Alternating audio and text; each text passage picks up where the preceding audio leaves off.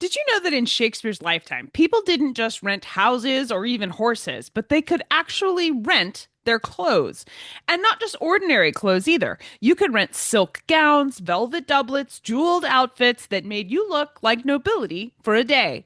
If you'd like to find out more about how this works, then stick around because that's what's happening right now on That Shakespeare Life. Clothing in Tudor England was extremely expensive. And then when you talk about the super fancy level of clothing, some of these gowns could cost more than a skilled worker made in an entire year just for one dress. And there was another problem because England had what's called sumptuary laws. These were rules about who was allowed to wear certain fabrics, certain colors, and even certain decorations. Things like silk, velvet, fur, and gold embroidery were reserved for the upper classes.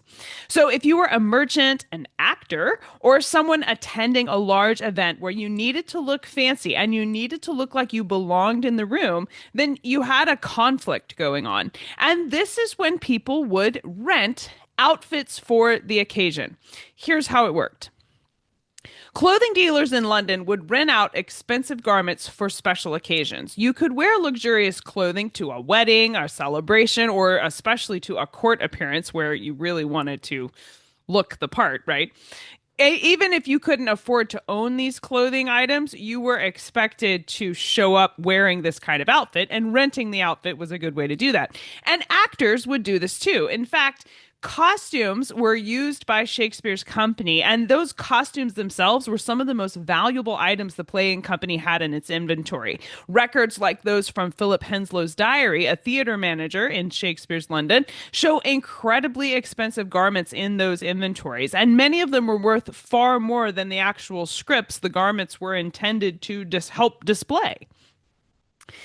This helps explains a lot why clothing makes such a loud statement in Shakespeare's plays and why almost the outfits that the characters are wearing are characters in and of themselves. You see that characters will disguise themselves. Sometimes they swap clothing, and sometimes characters will pretend to be of a higher rank than they really are or a lower rank than they really are in some cases. You think about plays like Twelfth Night, As You Like It, or even King Lear, where these tropes are occurring.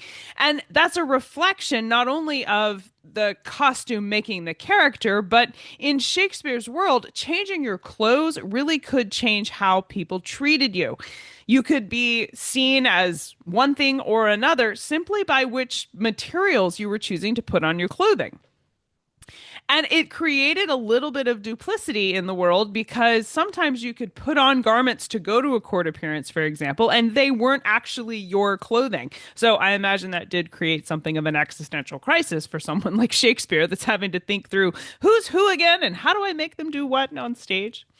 So the next time you watch a Shakespeare play and someone changes costumes to become someone else, you can remember that in Shakespeare's London, renting an outfit might have been the closest thing to renting a new identity. If you're interested in more information about the secondhand shops where some of these rented clothing or used items would have been made available, the sourcing of things like borrowed or rented clothing, we have an entire episode on secondhand shops from William Shakespeare's lifetime. Our guest for that episode is Kate Kelsey Staples, and you can find the link for where to listen to that entire podcast episode right below this video. So there you go. That's it for this week. Thank you for watching. I'm Cassidy Cash, and I hope you learned something new about the Bard. I'll see you next time. Bye-bye. If you like walking around in turn of the 17th century England to see the sights, smell the smells, play the games, and maybe even haunt an old theater or two, then this is the place for you. Hit that notification bell so you can be sure to join us on our next adventure.